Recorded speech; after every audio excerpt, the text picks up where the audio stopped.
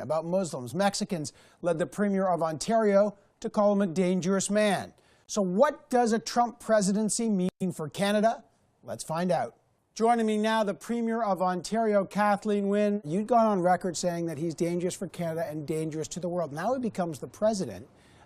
Was it a mistake to call a man dangerous that now may have the fate of hundreds of thousands of jobs in Ontario in his hands? Was that a mistake to make that comment? Well, you know, Evan, I was asked a question about my concerns about the election in the United States. I saw a very divisive election, and there's no doubt about it. That's what it was. And we've heard both Hillary Clinton, we've heard President Obama, and quite frankly, we've heard President-elect Trump say that those divisions needed to be healed. So those divisions were ripped open. There were people pitted against one another, and there was a real protectionism that was part of but they're still he's still the discussion. Same guy. I just wonder. I mean, yeah. Look what he said about Muslims, look what he said about Mexicans, and look at what he said about women, to choose 3 categories. Just because he's won the election, is he a different guy? You think he's going to change, or is he the same guy that you once called dangerous? Well, I can't tell you that. I mean,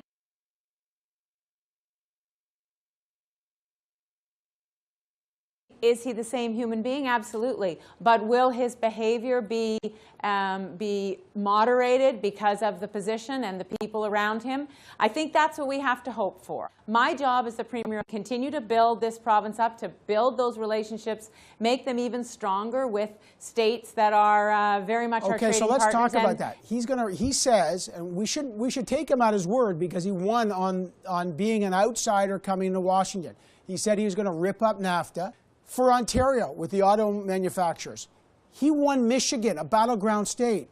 What makes you think he's not going to punish American companies that move to Ontario? Well, you know, I'm not going to be able to obviously answer all of the questions about what President-elect Trump is going to do and what his policies are going to be now that he's in office and he has to deal with the realities of government and international relations. But what I can tell you is that we will work very hard to strengthen those relationships, because it's not a one-way street, Evan. You know, it's not just that we are dependent on the United States. When I visit Governor Snyder in Michigan, we are talking about the two-way relationship. We're talking about the supply chain across the border. There are thousands of jobs in Michigan and thousands of jobs in Ontario that are dependent on one another. I appreciate that. And so that's a reality. That's a reality that President-elect Trump is going to discover. He may, but what if he lowers the corporate income tax rate, right? So it's lower than in Canada, and let's go to climate change. He gets out of the Paris Agreement. That's what he said he's going to do. You've now, in Ontario, you've got a cap-and-trade system, a price on carbon. Justin Trudeau's got a national price on carbon. No way that happens under Trump. The argument is you cannot stay competitive as industries unless you either A, dump that carbon tax or price on carbon and try to compete with the U.S. under Donald Trump. What's the future of a price on carbon? Well, remember, you're talking about, when you're talking about climate change, you're talking about a global challenge, Evan. You're talking about dozens of countries around the world that are embarking on a fight against climate change, or are in the midst of a fight against climate change. Our relationship in the cap-and-trade market is with California and with Quebec, and we're in conversation with other states about how they might work with us. Again, so but I understand that, but more than subnational 80% of your exports go to the U.S., and the industries here, if they have to pay more because of a price on carbon, doesn't that make them less competitive? Don't you believe that companies then would prefer to go to places like Michigan, not Ontario? Well, you know, we're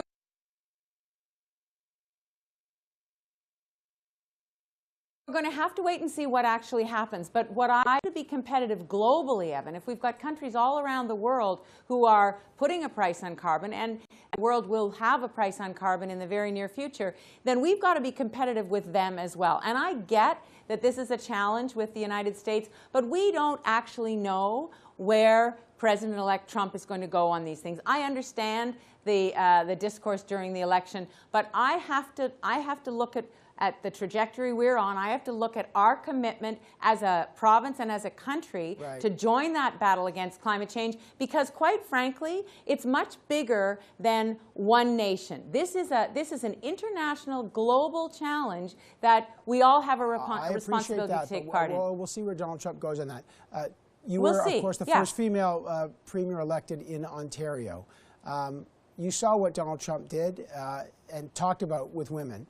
Do you believe Donald Trump, he's the president-elect now, do you believe he's a misogynist?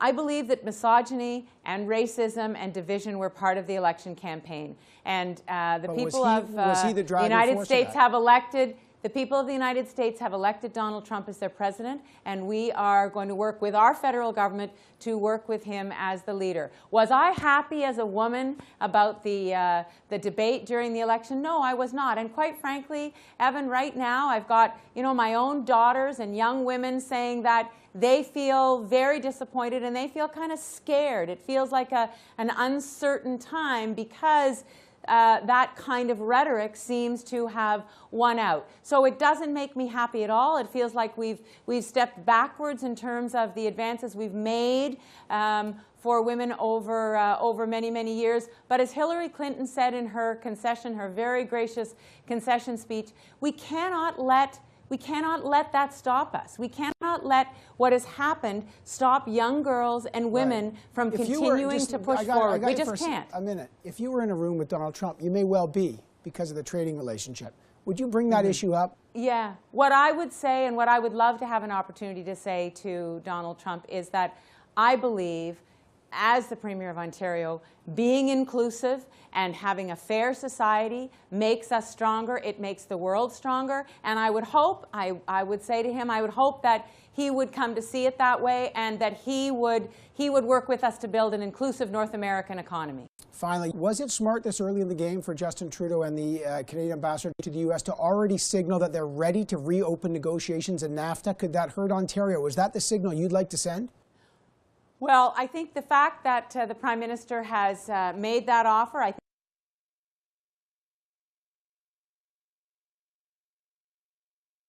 think that it's important that he reach out to Donald Trump and has that discussion.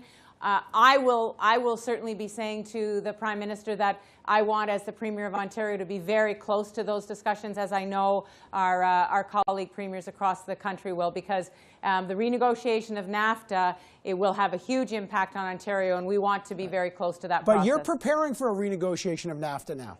Well, the Prime Minister of the country has reached out to a President-elect who said that he wants to rip up the trade deal. I think it was a very good thing for the Prime Minister to say, you know what, you want to have a discussion about NAFTA, let's have it. As the Premier of Ontario, we're going to be very close to that discussion because it will have a huge impact on our economy. All right, I got to leave it there. Always good to have the Premier of Ontario, Kathleen Wynne, on the program. Thanks so much. Thanks, Evan. All right, well, there you go. Premier Wynne still thinks Donald Trump's presidency could be very dangerous. But one candidate running to lead the Conservative Party of Canada, Kellie Leitch, is modeling her campaign on Donald Trump. Coming up, Kellie Leitch is here, and she'll debate fellow Conservative candidate Michael Chong on issues like immigration, carbon taxes, and, yes, Donald Trump. All that's next on Question Period. Stay with us.